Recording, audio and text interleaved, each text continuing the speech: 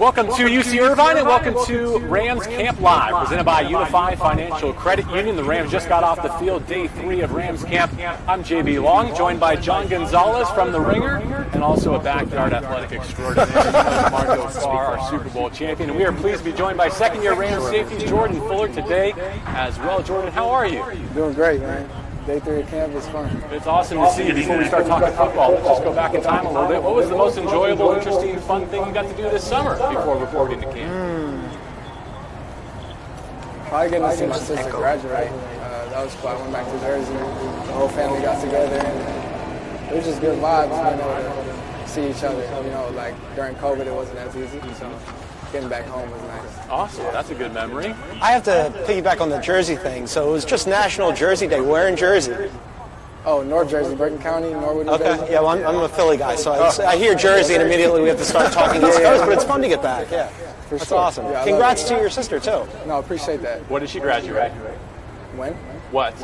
And what's next? Well, she graduated from this transition school, close to our school, but she wants to work with horses, so I'm excited for that. Yeah, hopefully I can get her to move out here soon. I like it. Speaking of Jersey, it took me about 15 minutes to find you. You changed your number to number 4 this year. Yep. Significance on number 4? People might not know this, but I wore number 4 at Ohio State. We know. So yeah, it's a number that's near and dear to my heart.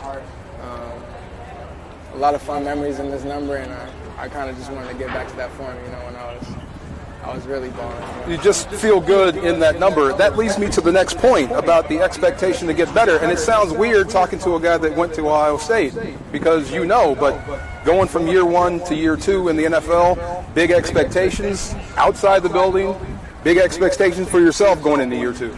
Yeah, for sure. And big expectations from my family, the guys I'm around. So I have a bunch of people I have the opportunity to prove right. So that's how I look at it. I don't really look too much on the outside, but I look internally. And it's a lot of love and support that I get. So doing my thing on the field is what I need to do. Well, it's great for our fan base, our audience, to be able to see you in person here at UC Irvine. Training camp for your rookie season was behind closed doors, understandably. But one of the buzz phrases, I think, around training camp this year has been Matthew Stafford's ability to look off coverage with his eyes, safeties especially. And you're one of the people I think of and I sympathize with when I hear that. What has it been like kind of matching with Matthew Stafford through a couple of days? Man, you can tell he has a bunch of experience. He can really throw the ball. But I mean, basically he'll look completely this way, and then he'll throw the opposite direction. And it's just like I'm supposed to be over there, but like he was looking this way. I wanted to make a play. So it's tough going against him, but it's definitely getting us ready for this whole season. He's definitely one of the best quarterbacks we have in this league. So it's great preparation. Piggyback off of what these two guys said, the changings for you year over year. You've got a new number, you're playing against a new quarterback on your team, but also start camp with the green dot, which is a big deal. You heard Donald say the other day that he expects a leadership role from you. What's that like with those expectations and also just like new responsibilities? It's fun. I mean, it's definitely an honor that they look to me for that responsibility, but we have a few guys wearing it, so kind of experimenting with the whole thing, but I don't take it lightly, so it's just really important to me for me to do a good job. But also hearing Aaron call you a leader right off out of the gate, I mean, that's a big deal, no? No, it definitely is. Being he's one of the best players in this league, I mean, I think he is the best, but yeah, I mean, just much love and respect to him, and I'm just trying to follow his lead in the same way. So. Yeah, good luck. No, but how lucky are you, man? I mean, think about it. You're a safety. You've got 99, Aaron Donald tearing up in front, and oh, by the way, you line up with Jalen Ramsey on every single play. I mean, how do you find your niche inside that defense with those two great players on the field at the same time? Honestly, they make it easy. AD allows the quarterback not much time to throw the ball, and Jalen could knock out the team's best receiver, so it kind of makes my job a lot easier. So I guess that's where I fit in, just do my job and communicate. Anything you take from them, how they prepare, how they eat, anything?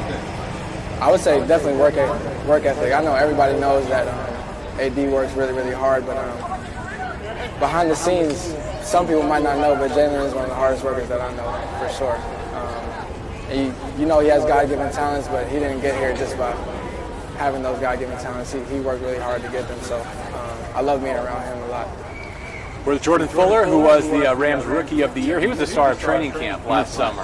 For those of us who were able to witness some of those practices, had an early sense that you were going to have a great debut season.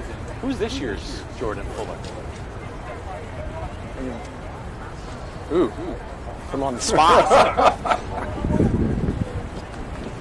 Say look out for. I won't name one person because I think we have a few guys that are going to just don't name the make little rookie splash. class. I'm going to say look out for Nick Scott, Terrell Burgess, and David Long. Okay, so those are your breakout players, not rookies, but breakout players, especially in the secondary. Hey, I like the answer. I'm not going to. He's going off menu. I like it. You had mentioned, Jalen being able to take other receivers out of the game, but you guys have every day in practice. I know it's early, but every day in practice you're going up against a really good receiver core. And I was wondering what you thought about that group and where they sort of stack up with the rest of the league. I might be biased, but I think they're the best in the league. Honestly, they have no weaknesses.